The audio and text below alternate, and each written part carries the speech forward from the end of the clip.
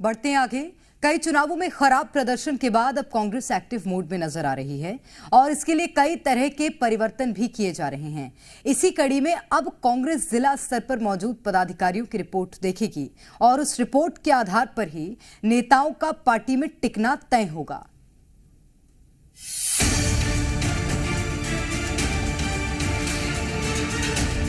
मध्य प्रदेश कांग्रेस इन दिनों कई तरह के बदलावों से गुजर रही है और इसकी बड़ी वजह है पिछले कुछ चुनावों में खराब प्रदर्शन, जिसके बाद अब कांग्रेस बदलाव के मूड में नजर आ रही है। जिसके लिए एक तरफ जहां बूथ स्तर पर काम किया जा रहा है, तो वहीं दूसरी ओर जिलों में बदलाव की भी खबर सामने आ रही है और इन बदलाव के बाद कांग्रेस एक नए मोड में काम करने की योजना बना रही है। तो चलिए सबसे पहले आपको बताते हैं कि उपचुनाव से पहले कांग्रेस ने क्या कुछ प्लान सेट किया है। 3 साल से पद लेकर बैठे पदाधिकारियों को देनी होगी रिपोर्ट। जिला अध्यक्षों के काम का होगा ऑडिट, पदाधिकारियों के काम का भी होगा ऑडिट। निष्क्रिय मंडल सेक्टर अध्यक्षों को सक्रिय करेगी कांग्रेस। निष्क्रिय, बुजुर्ग, बीमार नेताओं की जिम्मेदार पदों से छुट्टी तक। एक तरफ कांग्रेस बदलाव के मूड में नजर आ रही है, तो वहीं दूसरी ओर बीजेपी कांग्रेस की इस रणनीति पर तंज कस रही है।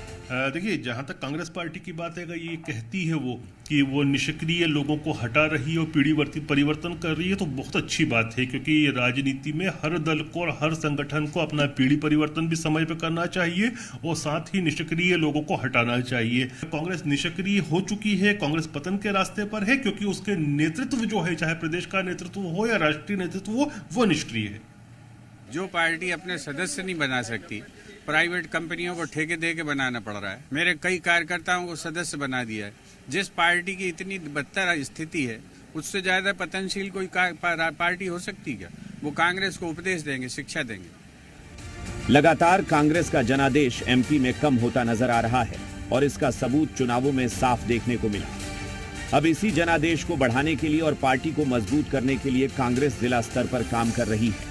देखना होगा कि आगामी दिनों में इसका कितना असर दिखाई देता है।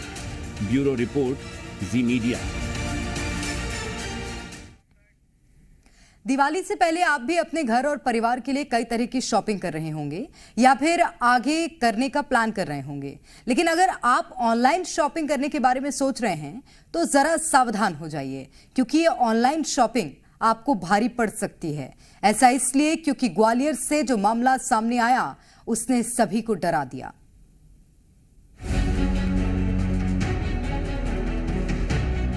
आज के दौर में ज्यादातर लोग ऑनलाइन शॉपिंग प्लेटफॉर्म से अपनी जरूरत का सामान खरीदना पसंद करते हैं। खासकर त्योहारी माहौल के दौरान ऑनलाइन शॉपिंग बढ़ जाती है। लोग अपनी छोटी बड़ी जरूरत के सामान ऑनलाइन ही खरीदते हैं। ऑनलाइन सामान खरीदने पर कई तरह के लुभावने ऑफर भी ग्राहकों को दिए जाते हैं, लेकिन अक्सर इन ऑफर के चक्कर में आकर लोगों के साथ फ्रॉड हो जाता है। इसी से जुड़ा एक मामला ग्वालियर से सामने आया है, जहां राहुल नाम के एक युवक ने ऑनलाइन घड़ी ऑर्डर किया, लेकिन जब ऑर्डर मिला तो उसमें घड़ी के बदले साबुन था। जी हां, सही सुना आपने, घड़ी की जगह युवक को साबुन मिला।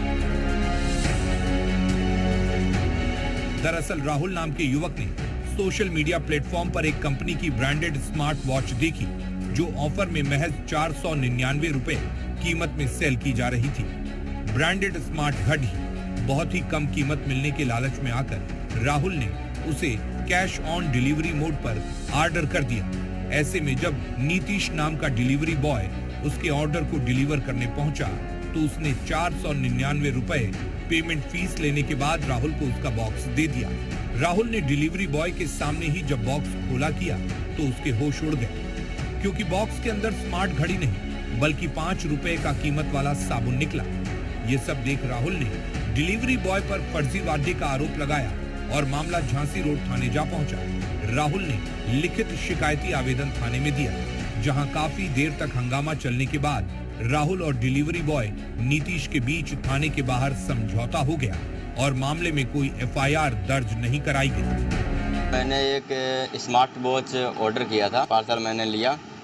मैं खोल के चेक करने लगा तो वो बोला नहीं, पहले आप पेमेंट करिए, उसके बाद में आप पार्सल ले जाइए। उसी के सामने मैंने उस पार्सल को खोला तो पार्सल के अंदर में 5 रुपए वाला साबुन की घड़ी की बट्टी निकली थी। थाने में जाके उन्होंने उन पर कार्रवाई की, हमारे पैसे वापस कराए और पैसे वापस करा के हम घर आ गए। वही इस मामले में झांसी रोड थाना टीआई मंगल सिंह पपोला का कहना है कि ऐसे में फ्रॉड करने वालों पर कार्रवाई जरूरी है, लिहाजा डिलीवरी बॉय और शिकायतकर्ता दोनों को थाने बुलाकर उनके बयान दर्ज कर आगे की कार्रवाई की जाएगी।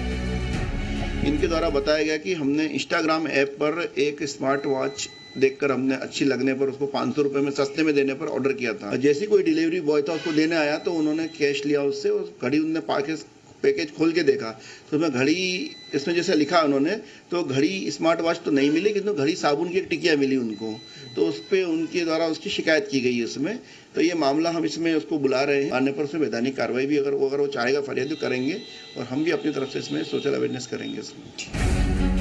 अक्सर फेस्टिवल सीजन में ऑनलाइन खरीद में फ्रॉड के मामले बढ़ जाते हैं क्योंकि इस समय अलग अलग ऑनलाइन प्लेटफॉर्म पर लोगों को बहुत आकर्षक ऑफर दिए जाते हैं। इन ऑफर के लालच में आकर लोग ऑर्डर करते हैं और उनके साथ फ्रॉड हो जाता है। इसलिए ऐसे समय थोड़ा सावधानी से ऑनलाइन शॉपिंग करें। ब्यूरो रिपोर्ट, जी मीडिया।